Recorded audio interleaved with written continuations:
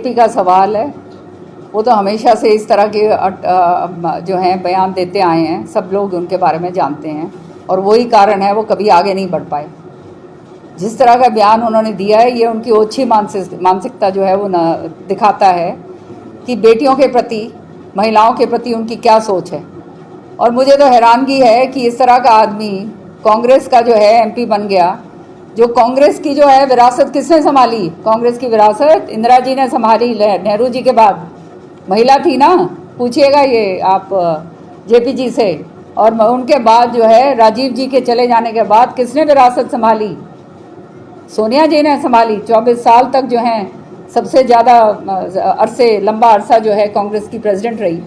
तो जेपी से पूछिए, आज के दिन जब अपने ही नेताओं के ऊपर इस तरह से वो ये जब मेरे पे टिप्पणी कर रहे हैं तो इसका मतलब अपने नेताओं पे भी ये टिप्पणी आ गई है उनकी। तो ऐसे आदमी को तो कांग्रेस को निष्कासित करके बाहर करना चाहिए।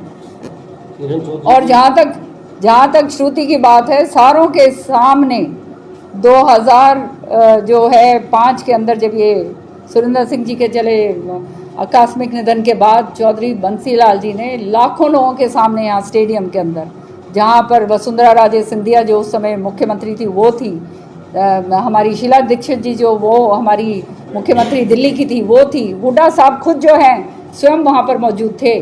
वहाँ पे सबके सामने श्रुति के सिर के ऊपर पगड़ी रखी थी, वो सब लोग जानते हैं इस बात का। और फिर उसके बाद महापंचायत हुई थी, महापंचायत ने पूरा तय करा था कि ये विरासत आगे जो है किरण चौधरी और श्रुति चौधरी लेकर जाएंगे। और उसके बाद जो है इस तरह की बातें जब करी जाती हैं तो ये मुझे समझ नहीं आता। इनके घर में, मेरे ख्याल में इनके घर में माँ बेटियां हैं ही नहीं कि कोई इज्जत की बात करें। ये तो महिला विरोधी हैं खुल्लम खुल्ला। और ये महिलाओं से तो मैं तो आह्वान करूंगी कि ऐसे आदमी का जो है पूरी तरह से जो है इसका बहिष्कार करना चाहिए। शैलजा जी और रणदीप जी दो बहुत सीनियर नेता हैं कांग्रेस पार्टी के, और सीनियरिटी के हिसाब से तो बहुत सीनियर हैं वो। और हमने तो इकट्ठे मिलजुल के काम करा था, और इकट्ठे इसलिए हमने काम करा था, आवाज़ उठाई थी कि भाई क्षेत्रवाद जो है नहीं होना चाहिए।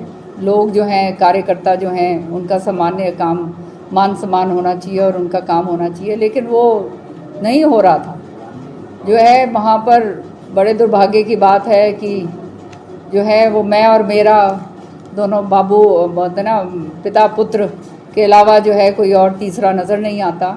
कोई जो उनका चमचागिरी ना करे वो उनको पास नहीं बैठने देते। हर जगह जो है कांग्रेस के जो नुकसान करने वाली बातें थी वो सारा वो वहाँ पर हो रही थी कि हर हलके के अंदर 4-4, 5-5 लोगों को थापियाँ लगा रखी थी उनको कि भाई तुम्हारे को इलेक्शन लड़ाएंगे। तो आप समझ सकते हो, अब इलेक्शन जो है 2 महीने बाद हैं, टिकट तो एक आदमी को मिलेगी, जो बाकी जो 4 हैं दूसरी पार्टी पकी पकाई उनको लेंगे या वो इधर उधर काम करेंगे। तो कांग्रेस के आने के हालात तो जो हैं बिल्कुल दिख ही नहीं रहे थे। और यह अभी इस बारी जो है पार्लियामेंट के चुनाव के अंदर भी स्पष्ट नज़र आ गया कि लोग तो उतारू थे वोट देने के लिए, जनता इलेक्शन लड़ रही थी, सच्चाई है ये। लेकिन जिस तरह से टिकट का वितरण करा गया वो केवल और केवल इसलिए करा गया रंजिश के कारण कि भाई पुत्र के सामने कोई और दूसरा जो है नेता ना खड़ा हो जाए तो सबको ख़त्म कर दो, सबको मार दो। वही कारण हुआ कि आपकी भिवानी की सीट आपकी गई, आपकी गुड़गांव की गई, आपकी फरीदाबाद की गई, आपकी सारी कितनी सारी सीटें, 5 सीटें भी जो ये आई हैं, ये इसमें कोई कांग्रेस पार्टी का योगदान नहीं है। ये योगदान केवल और केवल लोगों का है जिन्होंने इलेक्शन लड़ा।